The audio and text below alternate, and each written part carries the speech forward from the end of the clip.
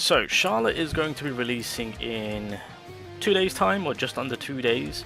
So I just kind of wanted to do a little bit of a recommendation or give my thoughts on things, right? Because here's the thing, 2 units, I understand with how things are lining up in terms of what's to come.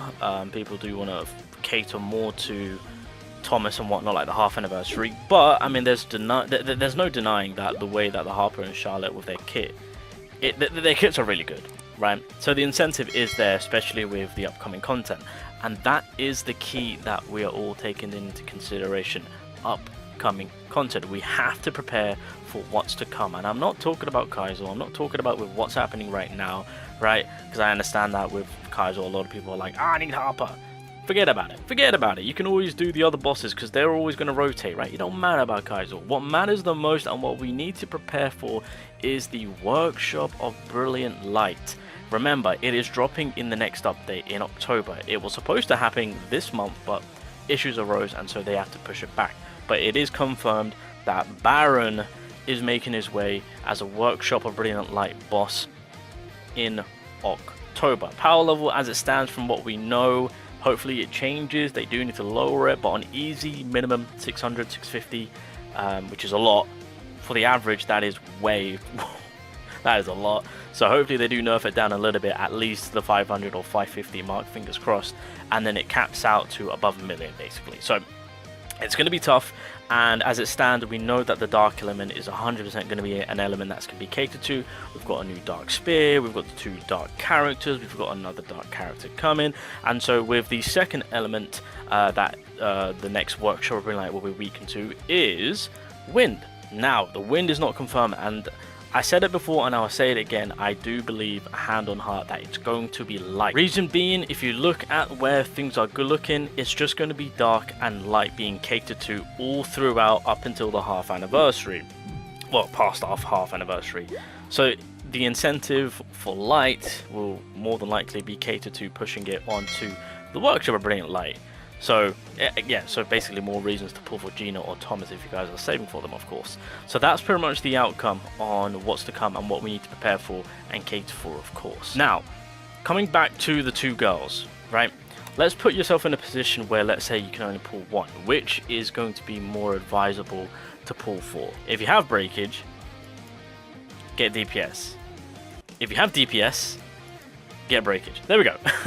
Just kind of keeping it nice and easy in that situation. Now, if you're in a situation where, let's say, you do have the characters, I think it's still wise to pull for Charlotte, especially when just by going for the A1, which is kind of like the sweet spot, will go a long way to make her that more better, so that way you can have access to her kit a lot more sooner and being able to do that little bit more of a dark damage, of course, because at that very point Libora will be furthermore supporting her, which is fantastic, and then of course she can cater to the extra dark damage being applied. I mean, to be fair, they'll be working back and forth with the extra dark damage being applied on either's kit, so that's fantastic. And then Lim himself, look, at the end of the day, he's still a decent breaker. Like, he's still pretty decent. It's unfortunate that I haven't built him up as much, but he's still pretty good, so he's still effectively usable. It's just his basic skill won't be able to apply any break, which is something that I do hope they update and improve on him, fingers crossed. So it's putting it in that situation, having access to the 3 dark hunters and only picking one of the 2, I would still cater to Charlotte, since she's going to possess a good amount of DPS and damage output, of course.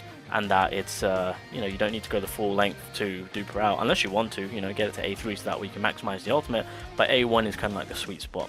Now, if you really want to kind of maximize and then work on at a later date, you could get the initial copy for Harper, so where you've got the kit, or the access to the kit itself, and then at that very moment you can still effectively push and support Charlotte in that way. So A0 Harper supporting A1 Charlotte, I think that will still work effectively alongside with Libora. That is the new team.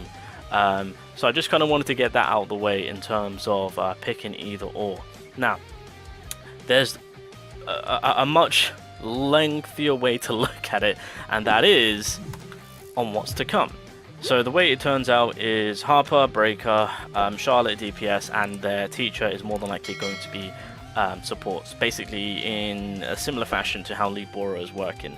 Now, if we are looking at it from a perspective of taking into consideration both elements being dark and light, then realistically it can ease up on having to waste your summons on dark to furthermore on light. Now then again, dark really does need a bit of a pickup. I feel like most people's dark element hunters aren't exactly up to scratch, or it's not exactly the best, since light right now is looking extremely good since we had a free Gogun here.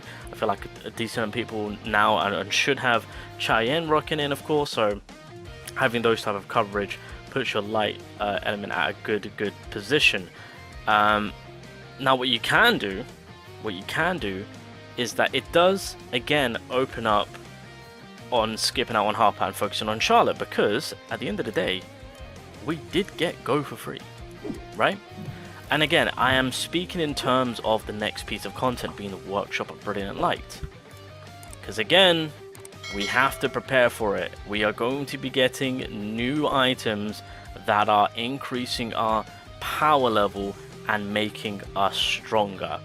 When a piece of content of that releases, we have to cater to it, because it will help us out tremendously on future content that one gets tougher, or maybe there's piece of content right now that you're struggling on, and if you're able to get access to these new artifacts, clearly artifacts do give you a big jump in terms of how much stronger that you can get. But again, now taking into consideration of dark and light, because we have Go, it does ease up once again on Harper. So this is me furthermore explaining to say maybe go for Charlotte. And to be honest, with where things are catered more to where a lot of us have our light element juiced up, I mean that then fully allows us to furthermore juice it up by either pulling for Gina, or if you want to save for Thomas and just get an absolute madman on your account, then again that will probably be more advisable, right? So that way you're more at a better standing to go against this new piece of content, to have a much easier time to potentially complete it, we don't know for sure what these two characters are doing, but clearly they're going to be doing something to,